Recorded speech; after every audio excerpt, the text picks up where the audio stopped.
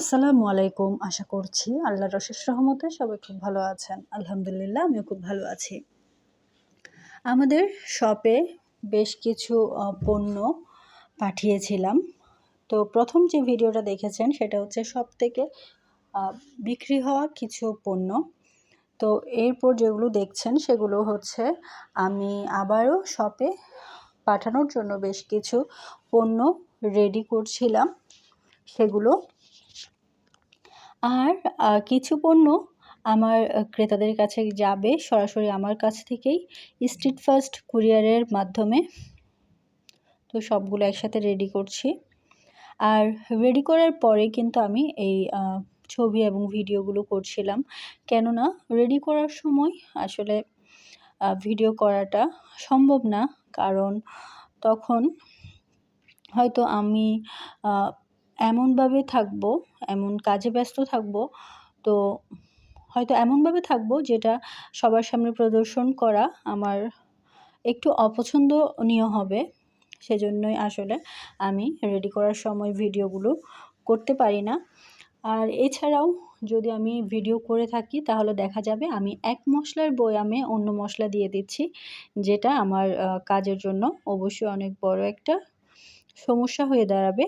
সেজন্যই আমি একেবারেই সব রেডি করে সব গুছিয়ে নিয়ে আমি ছবিগুলো তুলে থাকি এবং ভিডিও করে থাকি। এখানে দেখতে পাচ্ছেন মেজবানি মসলা অনেকগুলো আছে। তারপর হচ্ছে এখানে বিরিয়ানি মসলাও রেডি করেছিলাম, মাংসের মসলা রেডি করেছিলাম। আর মাশাআল্লাহ এগুলো সবার কাছে খুবই পছন্দনীয় কিছু মসলা হয়ে উঠেছে। আমাদের এই মেজবানি মসলাতে কিন্তু অনেক বেশি উপকরণ দিয়ে বানিয়ে থাকি। এছাড়াও গরম মসলা বলেন, মাংসের মসলা বলেন, সবগুলোতেই কিন্তু অনেক বেশি গরম মসলার যে পারফেক্ট উপকরণ সেগুলো দিয়ে কিন্তু বানানো হয়ে থাকে। এছাড়াও আরেকটা মসলা যেটা হচ্ছে মাছের মসলা, এই মাছের মসলাতেও কিন্তু সুন্দরভাবে সব উপকরণ ঠিকভাবে ঠিক অনুপাতে মেশানো হয়ে থাকে।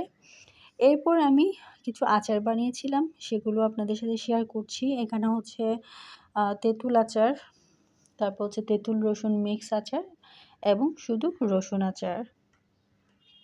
এই তেঁতুলটা আমি গুড় দিয়ে বানিয়েছিলাম, যেটা আমার ক্রেতাদের বেশ পছন্দের একটা আচার।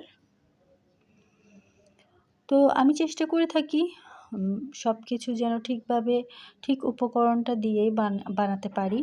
সবগুলো মসলা বলেন, আচার বলেন, যেন সবার কাছে সেটা গ্রহণযোগ্যতা পায়।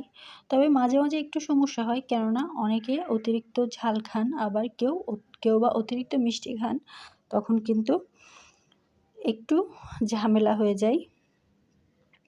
তো আমি এই ভিডিওটা করেছিলাম হচ্ছে বেশ অনেক আগে, কিন্তু ভয়েস ওভারটা দিতে পারিনি। একটু অন্যান্য ভিডিওগুলোতে ভয়েস ওভার দেওয়ার কারণে এই ভিডিওটা দিতে একটু দেরি হয়ে গিয়েছে। এটা কিন্তু রোজার আগের ভিডিও, বুঝতেই পারছেন বেশ অনেক আগের ভিডিও।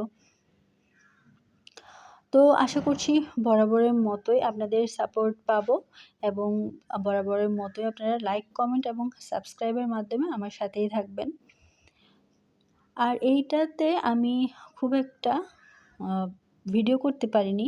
এখানে সবগুলো ক্লিপই হচ্ছে ছবির মাধ্যমে আমি এই ভিডিওটা সাজিয়েছি।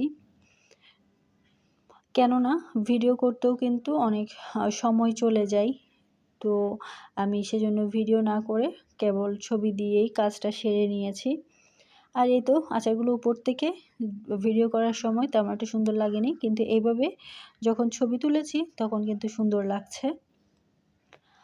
আর এই আচারগুলো আমার রিপিট ক্রেতার কাছে পৌঁছে গিয়েছে আলহামদুলিল্লাহ। আমাদের একজন ক্রেতা ছিলেন যিনি ২৫০ গ্রাম আচার অর্ডার করেছিলেন প্রথমে অন্যান্য মসলার সাথে। পরবর্তীতে ভালো লাগার কারণে আবার ০.৫ কেজি অর্ডার করেন রসুন তেঁতুল মিক্সটা। তো আজকের ভিডিওটা আমি একেবারেই ছোট রেখেছি। ইনশাআল্লাহ পরবর্তীতে আবারও আপনাদের সাথে দেখা হয়ে যাবে নতুন কোনো ভিডিও নিয়ে। আল্লাহ হাফেজ।